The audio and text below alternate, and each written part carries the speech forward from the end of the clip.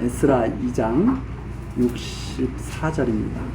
온 회중의 합계가 42,360명이요 그 외에 노비가 7,337명이요 노래하는 남녀가 200명이요 말이 736이요 노새가 245요 약대가 435요 나귀가 6,720이었더라.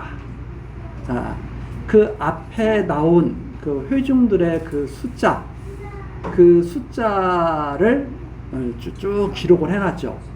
그런데 64절에 보니까 온 회중의 합계가 42,360명이래요 하는 말이 나와 있습니다. 저는 이거 다 합계를 안 내봤거든요. 합계를 안 내봤는데 합계를 내보신 분들이 있어요. 그래가지고 맞지가 않는다. 숫자가 맞지가 않는다. 숫자가 맞지 않으니까 이거 믿을 수 없다. 그렇게 말씀하시는 분들이 있을 수가 있습니다.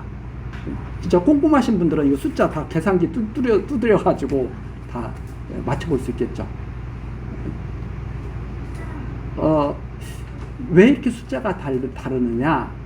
그 숫자가 다른 이유는 여러 가지 이유가 있지만은 보통 이스라엘이 이제 숫자를 계수를 할 때 여자들, 부녀자들 숫자에서 빼기도 하고 그 다음에 나이에 따라서 20세 이상 된 자들만 또 계수를 하기도 하고 이런 여러 가지 그 당시에 그런 숫자 계수할 때 그런 법들이 있습니다. 그런 법들에 의해서 한 거기 때문에 나중에 또 이거 다 이렇게 그 말을 할 때는 여기에 온 회중이라고 할 때는 또 앞에 있는 것과는 개념이 조금 다른 그런 개념입니다. 온 회중이라고 하는 것은 숫자에 들어가지 않아 개수에 들어가지 않았어도 포함되는 숫자까지 다 포함되는 개념이에요. 그래서 숫자가 조금 틀릴 수도 있고 그렇습니다. 그런데 이제 성경에 보면 날짜가 틀린 것도 있고 숫자가 틀린 것도 있고 이런 게 있거든요. 그러면 그것을 가지고 이건 믿을 수 없다 이렇게 이제 우리가 단정하는 그것은 조금 성급한 그런 결론이라고 말할 수가 있죠. 왜 그런가 하면 원본이 아닙니다. 원본이 아니고 다 필사본. 그러니까 예전에는 사람들이 다 손으로 써서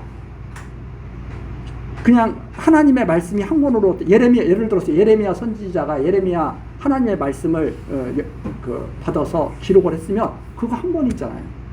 근데 그것을 갖다가 여러 사람이 읽으려면 참 힘들죠. 우리가 책을 읽을 때도 이게 잘못 읽을 때가 있지 않습니까? 막 읽다 보면 사람 이름도 헷갈리게 읽을 때가 있고 연도가 헷갈릴 때도 있고 저도 마찬가지죠. 야곱이라고 해야 되는데 에서라고 한 적도 있고 이게 사람이 원래 좀 완전하지 못하거든요. 그러다 보니까 사람들이 필사를 할 때 한 사람만 필사한 것도 아니고 여러 명이 필사를 하다 보니까 숫자도 틀릴 수도 있고 단어도 틀릴 수가 있고 어떤 것은 빼먹고 쓰기도 하고 이런 것들이 있기 때문에 섣부르게 우리가 이거 성경이 앞뒤가 이건 안 맞아 그렇게 단정하는 것은 조금 조심해야 할 일이다. 그래서 여기에 보면 온 회중의 합계가 42,360명인데 그 외에 65절에 보면 그 외라고 하는 것은 이 42,360명 이외에 또 있어요. 그래서 노비가 7,337명이요 노래하는 남녀가 200명 말이 736이요 노새가 245요 그런데 사람의 숫자만 이렇게 기록을 해도 충분할 것 같은데 왜 말이 736이다 노새가 245고 약대는 435고 왜 이런 것까지 다 기록을 해놨느냐. 지금 하나님의 전을 건축하기 위해서 감동을 받고 올라온 사람들과 그들이 가지고 온 여러 가지 재물들이잖아요. 이것이 다 정해져 있다는 뜻입니다. 제가 가끔가다 그런 말씀드리지만 우리들이 욕심이 많아요. 우리들이 욕심이 많아가지고 특히 우리나라 사람들은 빨리빨리라는 게 특징이잖아요. 빨리 부자가 되고 싶어. 빨리 내가 원하는 걸 이루고 싶어. 그래서 장점이기도 하면서 엄청난 단점이 되기도 하죠. 빨리빨리 하니까 예를 들어서 우리 가끔가다 그런 거 듣지 않습니까? 대한민국에서는 인터넷이 고장났다고 그러면 바로 오는데 외국에서는 인터넷이 고장났다고 신고해도 한 달이 돼도 무가 그래서 외국 공항 나가서 뭐 이렇게 해외여행 가는 분들이 그런 걸 느끼잖아요. 답답함을 느끼잖아요. 우리나라 사람들이 그냥 착착착착 하는데 세워라 내워라 하면서 있으면은 성질펀 우리나라 사람들은 그냥 그야말로 짜증 폭발인 거죠. 좋은 점이기도 하지만 단점이기도 합니다. 근데 이 성질을 어떻게 고치느냐? 하나님을 알면 고쳐져요. 점점 더. 왜 고쳐지느냐? 자, 우리가 정말 이 하나님의 이 말씀을 우리가 보는데 잘 아는 있잖아요. 욕심이 잉태하면 죄를 낳고, 욕심이 잉태하면 죄를 낳고, 죄가 장성하면 사망에 이르느니라. 결국 이게 마지막 결론이잖아요. 욕심의 결론이 이거잖아요. 욕심의 결론이. 근데 사람들이 이건 조금 두려워해. 아주 죽는 것은 아주 무서워해. 이건 별로 안 무서워요. 이 욕심이 가장 이게 씨앗이에요. 씨앗. 이것이 없어야 이것도 없게 되고 이것도 없게 되는 거죠. 이 욕심이라는 게 뭐냐면 내 뜻대로 빨리 이루어져야 돼요. 욕심도 천천히 이루어지면 안 돼. 빨리 이루어져야 돼. 그러다 보니까 사람들이 엄청나게 힘들게 사는 거죠. 이게 스트레스의 근원입니다. 욕심, 스트레스의 근원. 그럼 만병의 근원, 만병의 근원. 스트레스가 만병의 근원이라고 그러잖아요. 이번에 우리나라가 뭐예요? 그냥 빨리 부자 되려고 무슨 2배짜리 3배짜리 만들어놨다가 난리가 났잖아요. 뭐에 다 취했어요? 다 취했어요. 근데 우리가 여호와를 안다면, 여호와 하나님을 알면, 여호와 하나님은 어떤 분이시냐? 욕심대로 너 욕심 많이 가졌어. 다 이루어져. 이런 하나님 아닙니다. 인간의 욕심과 아무 상관없이 당신이 원하시는 대로 역사를 이끌어 가십니다. 그러니까 내가 빨리 부자 되고 싶어도 야, 너는 부자 안 돼. 그럼 끝까지 부자 안 돼. 우리 사람들은 착각하기에 내가 욕심스럽게 뭘 하니까 그게 막 부자가 됐어. 그러니까 사람들한테 말을 해요. 야, 꿈을 크게 가져. 쫀쫀하게 그게 뭐냐? 이렇게 말하는 사람들이 있고, 그거 가지고 세상 사람들이 다 그 말에 현혹돼가지고, 그렇지 않으면 힘들어 죽겠는데, 욕심 때문에 힘들어 죽겠는데, 더 욕심스럽게 만드는 거예요. 그러니까 세상에서 가르치는 뭐냐면, 자꾸 욕심을 크게 가지라는 거예요. 욕심 크게 가지면 너 큰 사람 된다는 거예요. 그 말은 하나님의 말씀을 딱 비워서 보면 너 빨리 죽으라는 소리야. 빨리 크게 죽으라는 소리. 그렇게 사는 게 아니에요. 사람은 편안하게 살아야 되는데 하나님께서는 야곱은 태어나기 전부터 복 주셨어. 그럼 야곱은 하나님 믿고 편안하게 살면 복 받는 분이야. 그분은 그걸 믿게 됐을 때 이걸 내려놓거든. 하나님을 알게 됐을 때 이것이 부질없다는 것을 이해를 하게 됩니다. 지금 이스라엘 사람들이 야곱 족속이 자기 뜻대로 살고 있는 거 아니잖아요. 바벨론 포로로 잡혀가고 싶어서 잡혀간 게 아니잖아요. 잡혀가기 싫었는데 잡혀가잖아요. 왜 그런 고난을 주시느냐? 네 뜻대로 사는 거 아니니까 하나님께 맡기고 살아. 너가 구원하는 거 아니야. 하나님께서 구원했어. 편하게 살아. 이걸 역사 속에서도 계속 말씀하고 계시는 거죠. 하나님의 말씀이 이거 나를 믿고 살아. 나를 의지해서 살아. 왜 이걸 근거로 해서 사느냐 이 말입니다. 왜 욕심을 근거로 해서. 왜 죽을 짓 하느냐 이 말입니다. 생명길이 따져 있는데. 그래서 우리들이 하나님을 믿고 살아갈 때 이 욕심은 그 믿음 안에서 없어지는 거죠. 우리로 하여금 그런 열매를 맺게 하는, 이 사망길에서 벗어나게 하시려고 계속 생명의 말씀을 우리에게 전해주는 거죠.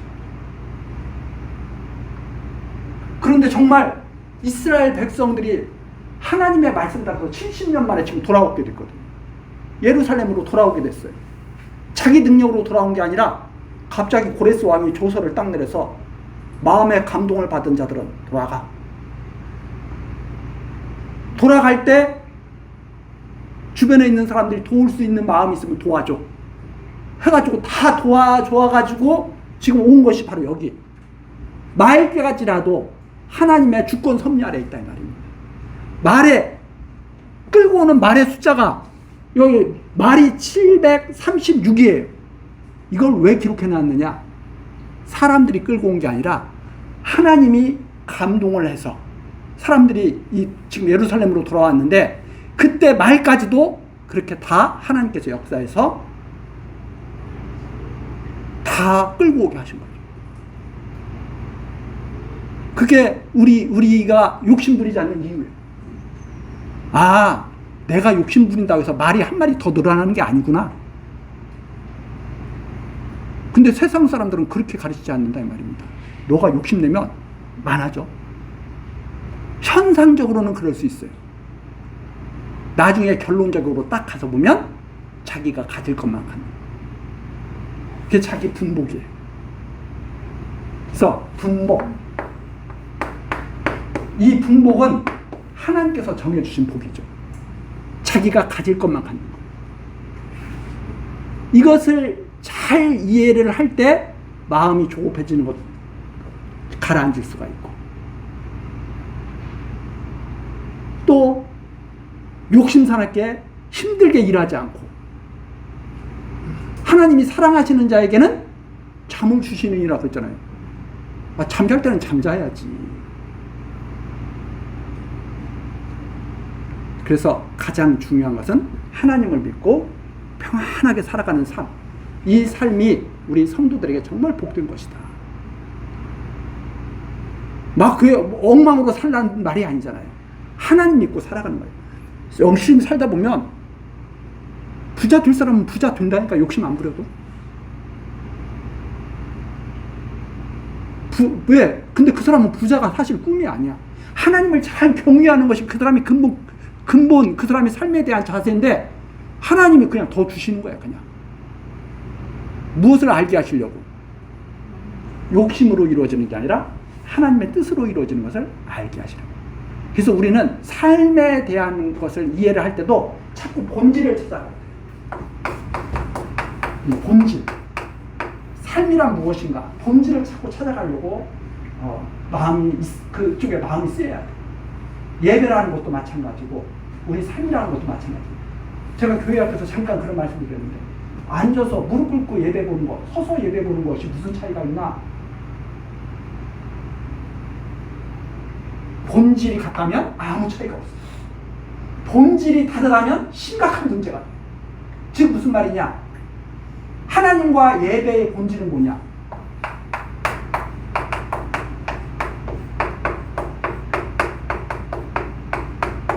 신령과 진정으로 예배. 무릎을 꿇고 신령과 진정으로 예배한다면 아름다운 예배. 일어서서 신령과 진정으로 예배한다면 아름다운 예배. 그런데 무릎 꿇고 욕심껏 하나님께 간구한다면 좀 조심해야 돼. 즉 우리는 삶도 그렇고 신앙도 그렇고 자꾸 본질을 하나님께서 기뻐하신 뜻이 무엇인가? 그 본질. 하나님께서는 무릎 꿇고 예배하는 거 기뻐하시고 서서 예배하는 걸 기뻐하신 게 아니라 신령으로 진정으로 예배하는 것을 기뻐하셨다 이 말입니다. 이게 이제 진짜 중요한 우리들이 마음속에 담아야 되는 거죠. 그러면 서서 예배할 수도 있고 무릎 꿇고 예배할 수도 있는 거죠.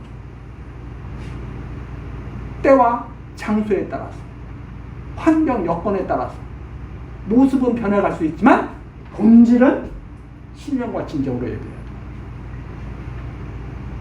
그래서 이런 숫자를 이렇게 볼 때도 왜 이렇게 이 말의 숫자, 노새 숫자까지도 이렇게 다 해가지고 이거 만일 성경 구절 외운다 그러면 이런 거 외우려고 그러면 얼마나 헷갈리겠어요. 왜 이렇게 기록해 놓았느냐? 하나님께서 예루살렘으로 돌아오게 하신다. 모든 피조물을 지으시고 주관하시는 그분이 예루살렘으로 돌아오게 하셨는데 예루살렘에 돌아와서 보니까 이렇게 하나님이 남겨주셨더라 이 말입니다. 그것을 증거하시는 말씀이 바로 여기까지죠. 그리고 나서 이제 68절로 넘어갑니다. 어떤 족장들이 여기는 또 이름을 또 안 밝히잖아요. 어떤 족장들이 예루살렘 여호와의 전터에 이르러 하나님의 전을 그곳에 다시 건축하려고. 지금 예루살렘에 왜 돌아왔어요? 성전 건축, 재건. 무너진 성전을 재건하기 위해서 예루살렘에 온 거죠. 예루살렘에 돌아온 목적은 성전 재건입니다.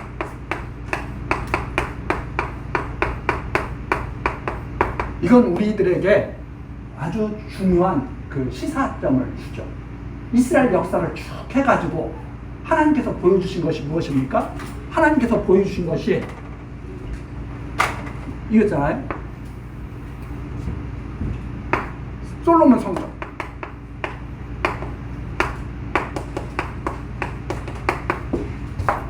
스룹바벨 성전.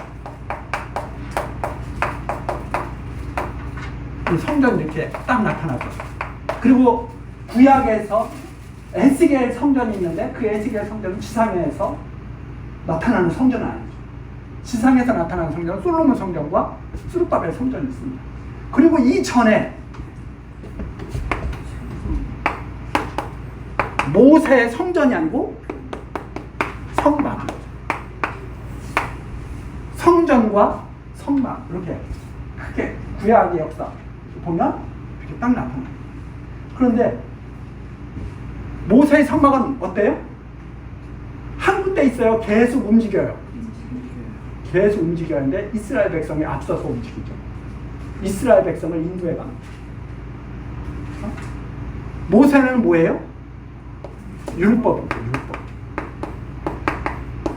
이 모세의 성막에 보여주는 것은 이 모세의 율법이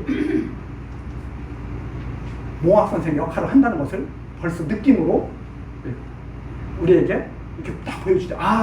어디를 찾아가게 해요? 여기를 찾아가게 해요. 예루살렘 성전을 찾아가게 합니다. 그래서 이 성막에 있는 언약궤가 어디에 딱 자리를 잡아요? 솔로몬 성전의 지성소에 자리를 딱 잡게 되죠. 그런데 안타깝게도 이것이 완전히 무너져 버립니다. 완전히 무너져 버려가지고 없어져 버리죠. 없어지는 것을 끝났느냐? 다시 돌아와서 다시 세워지게 됩니다.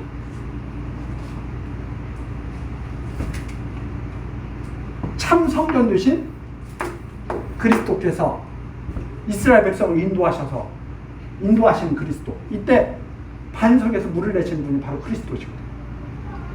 처음부터 성도들을 지키신 거죠. 이스라엘 백성의 죄악으로 인해서 죽으시고 다시 살아나실 것을 크게 보여주는 하나의 역사 선이죠. 그래서 구약의 역사는 그리스도의 죽으심과 부활하심에 대한 역사가 그대로 담겨있는 역사가 바로 이스라엘 역사. 하나님의 뜻을 보여주시는 계시의 역사.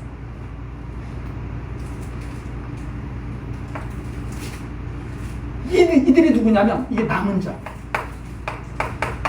남은 자들이 돌아와서 이 성전을 다시 세우게 되죠. 남은 자들이 돌아와서. 지금 그 일을 이루기 위해서 이런 재물들 같은 것도 하나님께서 다 주시는 거죠. 애굽에서 출애굽할 때도 많은 재물들을 이끌고 나오지 않았습니까?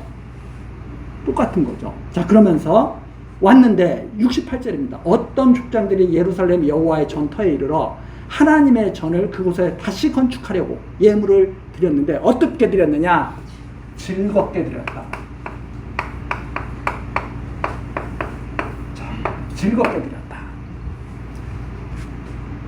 무엇을 하려고?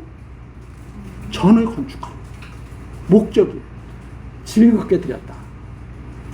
69절 영양대로 드렸다.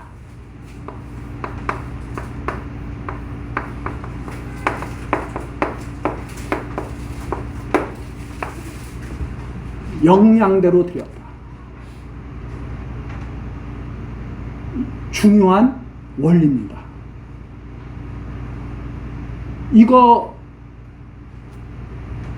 만일 이것이 망가지게 되면요, 신앙생활 자체가 굉장히 힘들어집니다. 즐거이 드렸다. 영양대로, 즉 하나님의 주신 분량대로, 다른 말로 표현한다면 하나님께서 주신 그대로 즐거운 마음 그대로 드리는 거죠. 드리는데 금이 61,000 달이요, 은이 5,000만이요, 제사장의 옷이 100벌이었더라. 누가 강요한 거예요? 아니면 하나님의 감동으로 이루어지는 일이에요?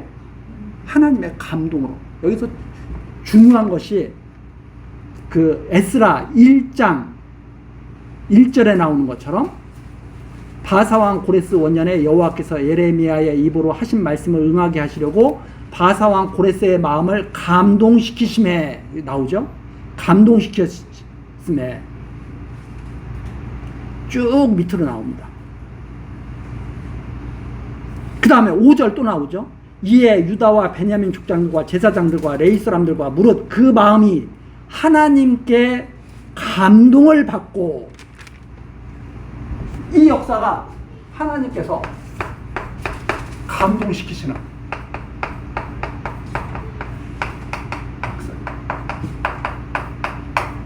감동을 받은 자, 감동을 받은 자들이 이 하나님의 이 뜻을 따라서 살게 됩니다. 감동. 성전 아무나 짓는 거 아닙니다. 감동을 받은 자들이 하나님께서 기뻐하시는 성전을 짓는 거죠. 이건 아주 우리들이 이거 앞에 쓱 읽고 넘어가는 것이 아니라, 이게 지금 감동받은 자들의 성전 건축 역사구나 하는 것을 우리들이 항상 기억을 하고 있어야 되죠. 그래야 뒤에 읽을 때도 좀 더 깊이 있게 우리가 읽을 수가 있습니다. 어쨌든 좀 보시면은, 자, 그렇게 해서 모였는데 생각보다 엄청나게 많이 모입니다. 우리 루터 영화 보면 그런 거 나오죠. 막 이제 중세교 때 카톨릭 교회가 돈이 많이 모자라요. 쓸데없는 짓을 많이 했거든요.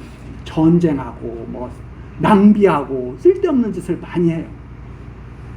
돈이 모자라는데 특히 어떤 일이 생기냐면 성 베드로 성당을 수리해야 될 일이 생겨요. 성 베드로 성당, 유명한 성당이죠. 돈이 필요한데 어떻게 이걸 돈을 마련하지? 생각한 거예요. 재정이 넉넉하지가 않아.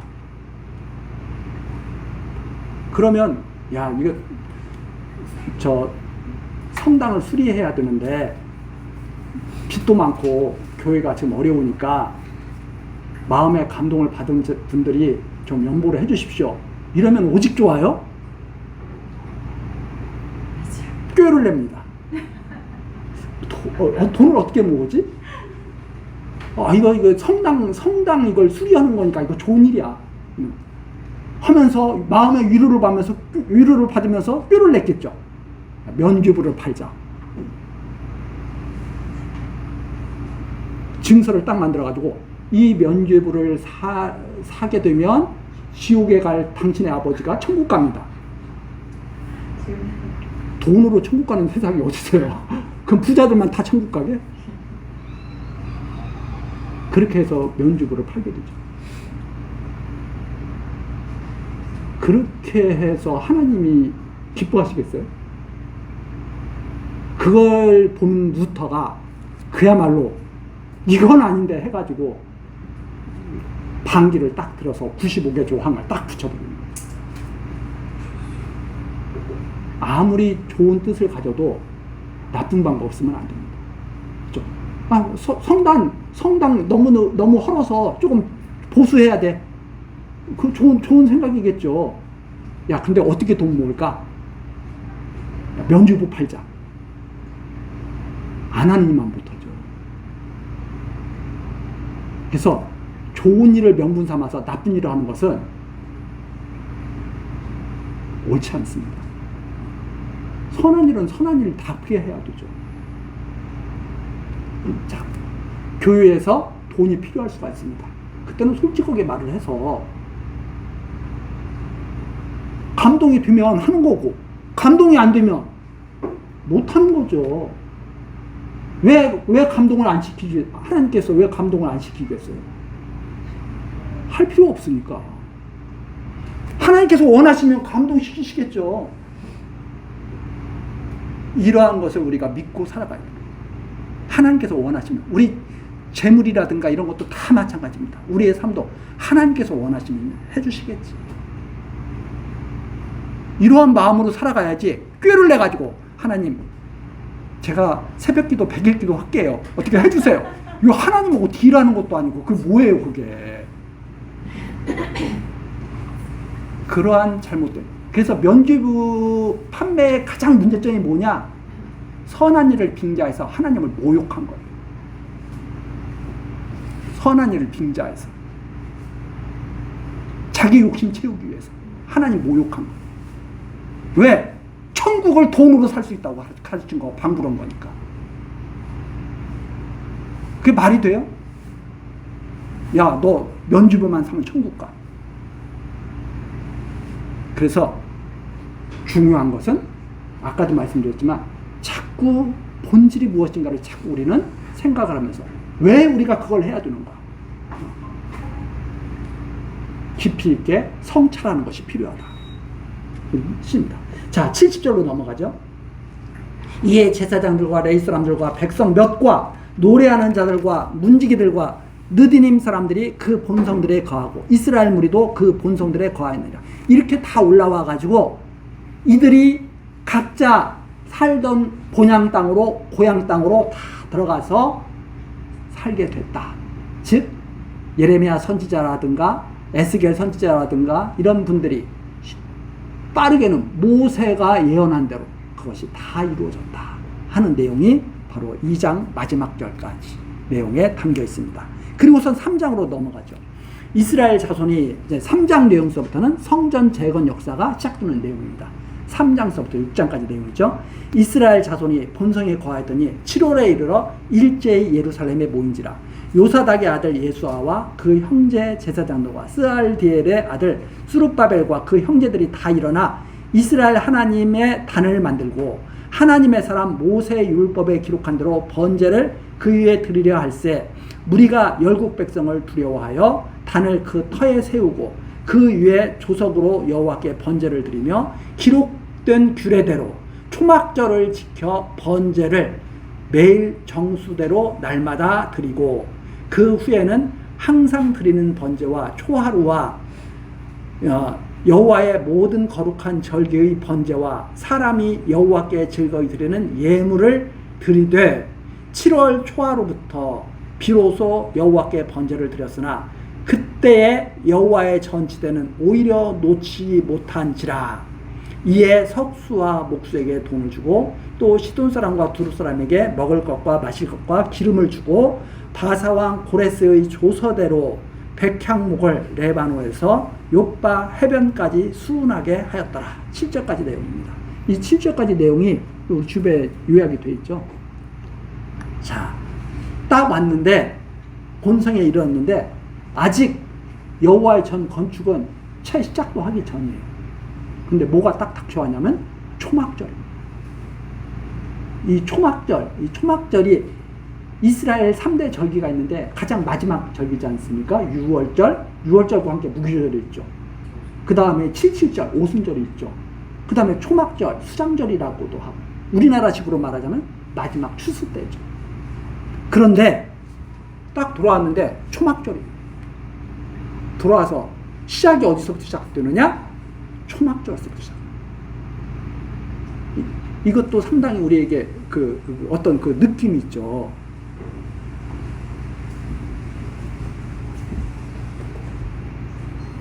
마지막 열매 맺는 그런 느낌이죠. 그런데 이 초막절이 딱 왔는데 문제는 뭐냐면 아직 여호와의 전은 지대는 오히려 놓지 못한지라. 7월 초하루부터 절기를 지내는데 6절의 마지막 부분에 나와 있는 것처럼 그때는 여호와의 전 지대는 오히려 놓지 못한, 제대로 시작도 안 됐어요.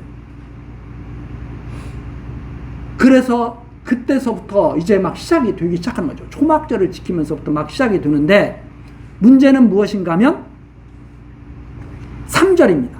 무리가 열국 백성을 두려워하여. 이 말은 무리가 열국 백성들을 두려워했지만 단을 그 터 위에 세우고 제단을 만들었다 이 말입니다. 하나님 섬길 수 있는. 성전이 시작도 안 했지만 그 자리에다가, 성전이 세워질 그 자리에다가 단을 우선 만들고 초막절을 지키기 시작하는 거예요. 그래서 4절에 나오는 대로 규례대로 초막절을 지켜 번제를 매일 정수대로 날마다 드리고 그 후에는 항상 드려요. 거기서부터 이제 다시 시작되는 거죠. 다시 하나님을 섬기는 예배가 시작되는 거죠. 그것이 요 에스라서에 나오는 하나님 섬기는 예배의 시작입니다. 그리고 그때서부터 성전 재건을 위한 일들이 본격적으로 이제 막 일어나기 시작하는데 7절에 나오는 것처럼 솔로몬 시대와 유사하죠. 시돈 사람과 두로 사람들에게 임금을 지불하면서 일을 시키고 바사왕 고레스의 조서대로, 바사왕 고레스가 감동을 받아서 조서를 내렸잖아요. 감동을 받아서 조서를 내린 그 고레스의 그 조서를 따라서, 허가 사항을 따라서 성전이 재건이 시작되는 거죠. 그래서 여기에 바사왕 고레스의 조서대로, 이걸 좀 더 보충하면 하나님의 감동을 따라서 내린 그 조서대로 시작됩니다. 자기 멋대로 성전 재건을 시작하고 하는 것이 아니라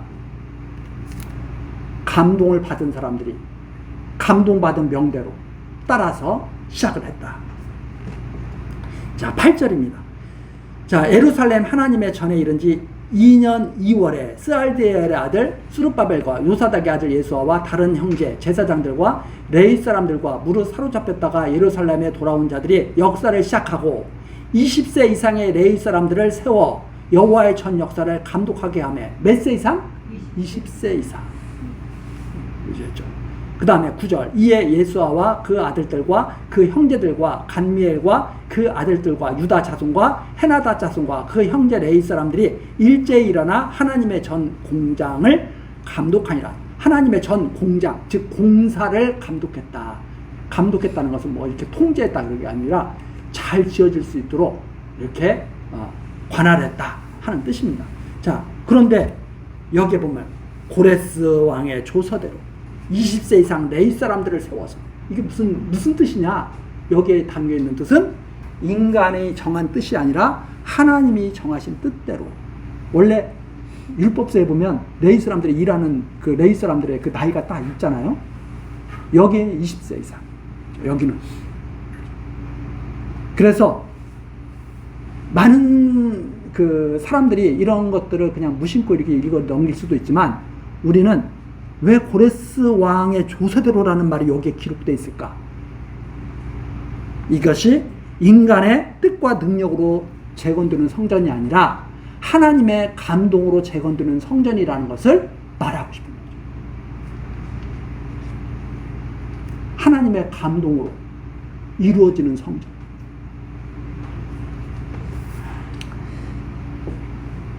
자, 그 다음에 이 건축이 시작되면서 찬송이 시작되는 거죠.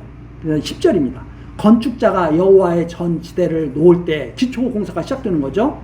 제사장들은 예복을 입고 나팔을 들고 아삽 자손 레위 사람들은 재금을 들고 서서 이스라엘 왕 다윗의 규례대로, 이스라엘 왕 다윗의 규례대로, 즉 다윗 때부터 성전 짓기 위한 준비가 시작되고 이 질서가 잡혀가잖아요.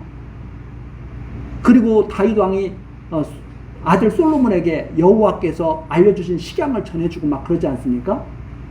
이 다윗의 규례대로라고 하는 것은 이것이 그 다윗의 그 역사, 전통을 따라서 하나님께서 섭리하신 그 뜻을 따라서 여호와를 찬송하며 하되 서로 찬송가를 화답하며 여호와께 감사하여 가로되 주는 지선하심으로 그 인자하심이 이스라엘에게 영원하시도다 하니 모든 백성이 여호와의 전지대가 놓임을 보고 여호와를 찬송하며 큰 소리로 즐거이 부르며 서로 화답하는 거죠. 여호와께서는 지선하시다, 인자하심이 영원하시다 이러면서 찬송하는 건데 12절입니다. 제사장들과 레위 사람들과 족장들 중에 여러 노인은 첫 성전을 보았던 거로, 어릴 때 성전을 보았던 분들도 있겠죠. 70년 만에 돌아오게 되는데 보았던 분들이 있어요. 그 기억하는 분들이 있어요. 그 화려했던 성전은 다 무너져 버리고 이스라엘 백성의 죄악 때문에 다 무너져 버리고 이제 새롭게 시작한 거죠. 이 무너진, 죄악 때문에 무너진 이 성전을 새롭게 짓기 시작한 거죠. 그 지대가 딱 놓인 거죠. 그래서 이 전 지대 놓임을 보고 대성통곡하며 여러 사람은 기뻐하여 즐거이 부르니, 느끼는 감정이 다 조금씩 차이가 있습니다. 노인들은 여러 가지 마음속에 다른 감동이 있겠죠. 젊은 사람들은 막 기뻐할 수도 있겠죠. 근데 노인들은 여러 가지, 왜 이 성전이 무너졌나, 그런 것까지 다 한꺼번에 그런 감정들이 솟구쳐 나오는 거죠. 그래서 대성통곡을 하는데, 어떤 사람들은 너무나 기쁜 일이니까 소리 지르고 함성 지르고. 그래서 13절, 백성의 크게 외치는 소리가 멀리 들리므로 즐거이 부르는 소리와 통곡하는 소리를 백성들이 분변치 못하니, 한쪽에서는 통곡하고 울고 있고 한쪽에서는 기뻐하면서 소리 지르고 있고 구분할 수가 없었다. 이것이 바로 이 전지대가 놓일 때 일이었다. 그리고선 4장으로 넘어갑니다. 유다와 베냐민의 대적이 사로잡혔다는 자의 자손이 이스라엘 하나님 여호와를 위하여 전을 건축한다 함을 듣고, 누가? 대적이 듣고, 유다와 베냐민의 대적이 그걸 들어요. 그래서 2절입니다. 스룹바벨과 족장들에게 나와서 이르되 우리로 너희와 함께 건축하게 하라. 대적들이 나와가지고 우리도 함께 할게. 딱 그러는 거예요. 우리도 너희같이 너희 하나님을 구하노라. 우리도 하나님께 예배하는 자들이야. 같이 하자. 이렇게 나옵니다. 근데 누가? 대족들이. 참 희한한 일이죠. 아수르 왕 에살핫돈이 우리를 이리로 오게 한 날부터, 즉 무슨 소리냐, 북쪽 이스라엘 멸망시키고 남쪽 이스라엘 멸망시키면서 다 가나안 땅에 누가 들어와 살아요? 이방인들이 들어와 사는 거예요. 시간이 벌써 많이 지나갔으니까 이거 다음 시간에 제가 좀 보충하기로 하고 일단은 한번 넘어가죠. 아수르 왕 에살하돈이 우리를 이리로 오게 한 날부터 우리가 하나님께 제사를 드려라. 하나님 잘생겼어 우리도. 그런데 3절입니다. 스룹바벨과 예서와 기타 이스라엘 족장들이 이르되, 이스라엘 지도자들이 딱 그들을 만납니다. 우리 하나님의 전을 건축하는데 너희는 우리와 상관없느니라.